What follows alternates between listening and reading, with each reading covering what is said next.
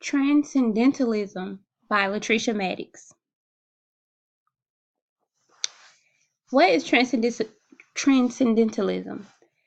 It's the idea that the divinity resides in the individual and spreads through nature and humanity. This was an important literary expression because transcendentalists wanted to change the world and make it a better place.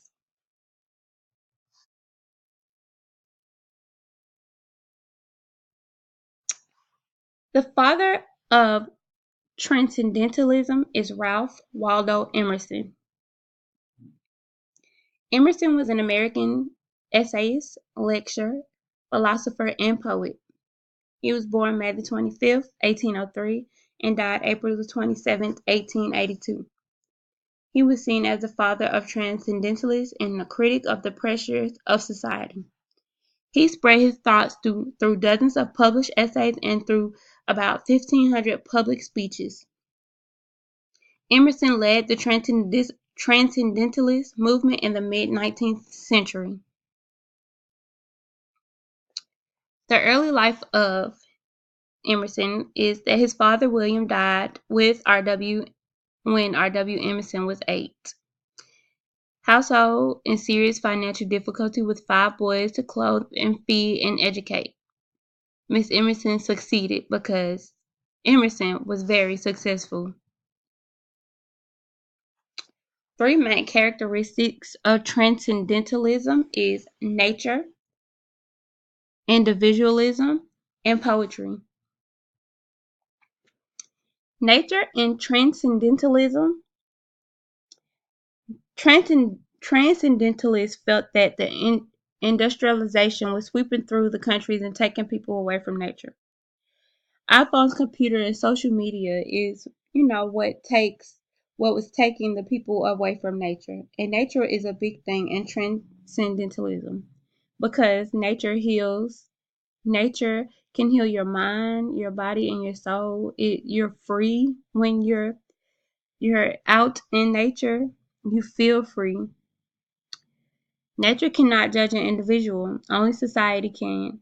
And they also felt that nature brought us close to God. Here's a picture. I thought this picture was really cool.